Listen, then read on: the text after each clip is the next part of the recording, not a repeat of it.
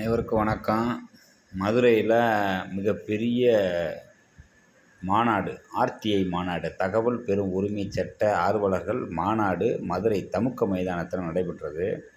இந்த மாநாட்டில் பார்த்திங்கன்னா சமூக ஆர்வலர்கள், மக்கள் நலனுக்காக போராடிய போராளிகள் அனைவருக்கும் விருது வழங்கப்பட்டது. அதாவது தகவல் பெறும் உரிமை சட்டத்தை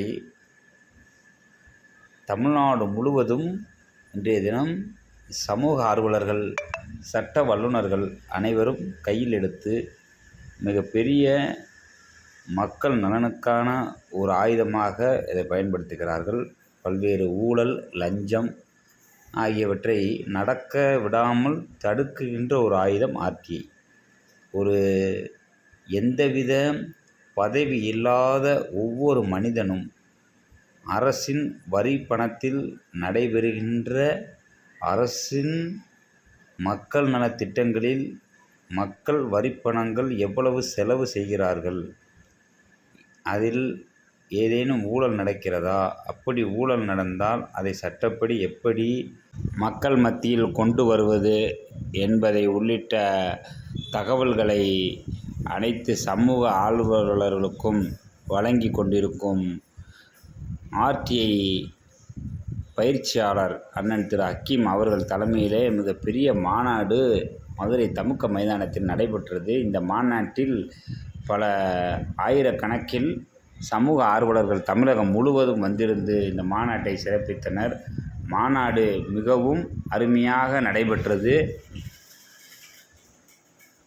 இந்த மாநாட்டு பணிகள் மிகவும் முக்கிய வாய்ந்த பணிகளாக அமைந்தது. இந்த மாநாட்டில் வந்திருந்த அனைத்து சமூக ஆர்வலர்களுக்கும் மிகப்பெரிய ஒரு அனுபவம் கிடைத்தது.